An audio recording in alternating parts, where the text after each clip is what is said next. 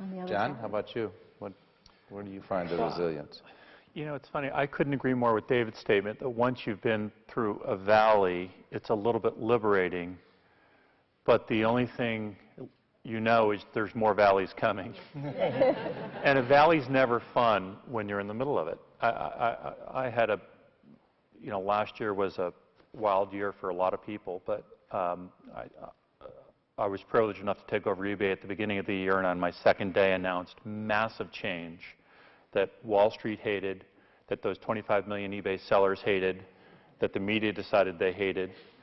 And it was a rough period of time. And I remember front page of the New York Times business section talks about there's this website called Glassdoor where employees rate their, and I was the lowest rated CEO in Silicon Valley, rated by my employees. Whoa. According to this website. Turned out that maybe the data wasn't completely right, but it was a moment of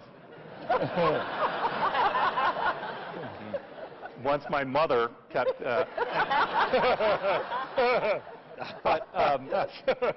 and I remember going home to my wife and friends and family, and my wife said, it's through the painful moments is where we grow. That's where we build character. I don't want to build character right now. I'm sorry. I knew that was before. Let someone else build character. Great.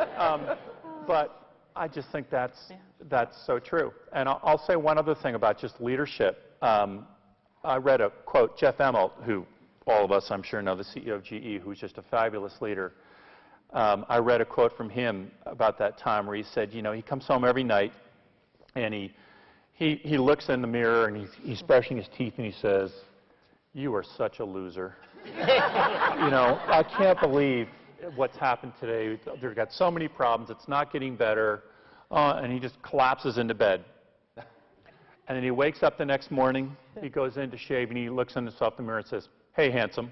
He said, "They didn't make me the CEO because of what I know. They made me the CEO because of how fast I can learn and how willing I am to learn and adapt." Right.